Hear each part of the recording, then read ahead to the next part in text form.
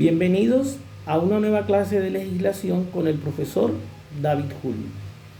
En esta oportunidad vamos a hablar de lo que es el contrato como acto jurídico y sus elementos esenciales del contrato, de conformidad con lo que está establecido en el artículo 1502 del Código Civil. Vamos a iniciar diciendo que todo contrato, como cualquier acto jurídico en cualquier ámbito del derecho, obligatoriamente necesita tener unos elementos que nosotros vamos a llamar elementos esenciales. Sin estos elementos, un contrato como acto jurídico no nacería. Y si nace, pues al nacer perdería sus efectos jurídicos. Vamos a aprender entonces cuáles son esos elementos. Para ello vamos a recordar que contrato es el acto jurídico mediante el cual las partes de manera libre y voluntaria se ponen de acuerdo y se establecen obligaciones.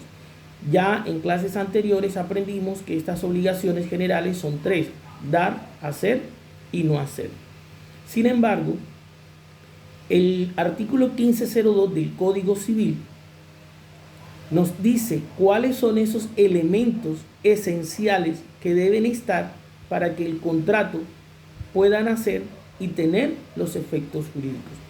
Dentro de estos elementos podemos mencionar el consentimiento, la capacidad, el objeto lícito y la causa lícita. ¿Qué es el consentimiento? Es la aceptación, es el decir sí de manera libre y voluntaria. Cuando se hace un contrato y yo digo sí, este sí debe ser libre, debe ser voluntario y no debe estar siendo motivado por algún vicio. De ahí que tenemos que aclarar que el consentimiento es la voluntad o la aceptación libre del contrato, del objeto del contrato, de manera libre, sin ningún tipo de vicios, es decir, exento de vicios como son el dolo, la fuerza y el error.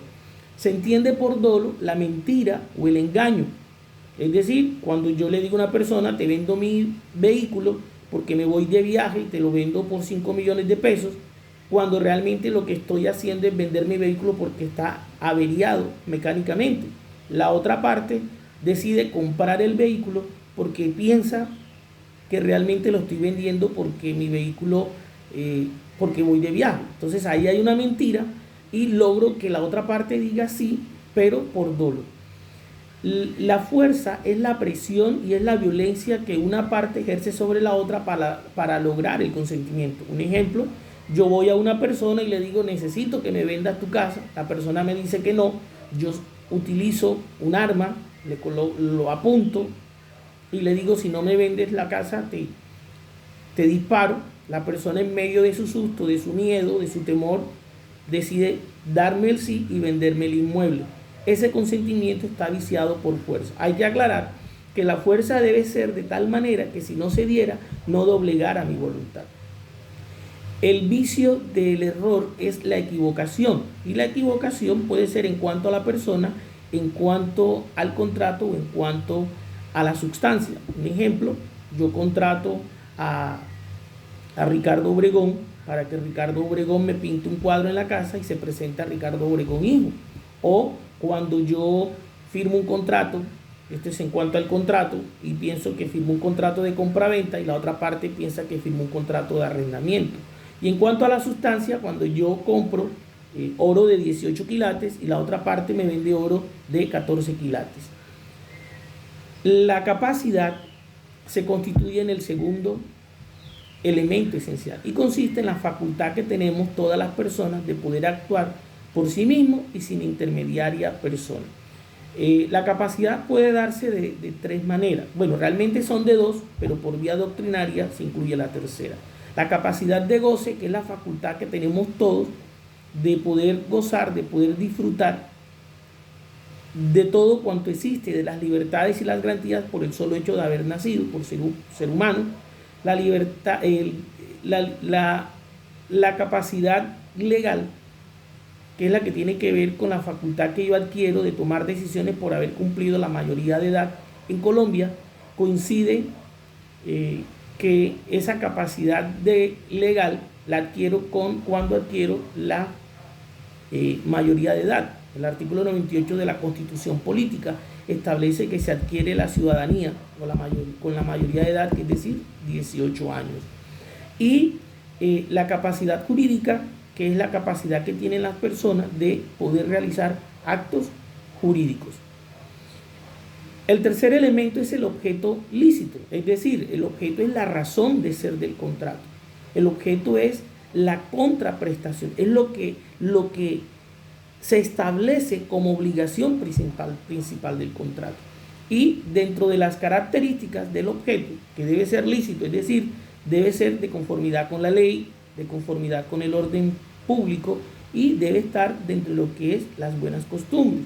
Aparte de ser lícito, debe tener otras características, es decir, debe ser real, debe existir o debe tener posibilidad de existir. Por decir algo, yo voy a comprar una casa o te voy a comprar esa casa que tú estás construyendo. Debe ser determinado, es decir, yo no puedo decir, no, yo te compro un vehículo. Sí, pero ¿qué vehículo? Debes describirlo, debes especificar un vehículo marca Chevrolet, modelo 2019, de placas UYT 240, para que haya claridad en el objeto del contrato. Y debe ser comerciable, es decir, que esté en el comercio, que sea alcanzable, ¿verdad? Algo que no esté en el comercio. Yo no puedo decir, te voy a vender un invento que permite que tú, durmiendo, te puedas aprender todas las tablas de multiplicar y te puedas aprender todos los idiomas. ¿Y dónde está ese invento? No, no. O sea, debe ser algo que pueda ser alcanzable y que exista y que esté en el comercio.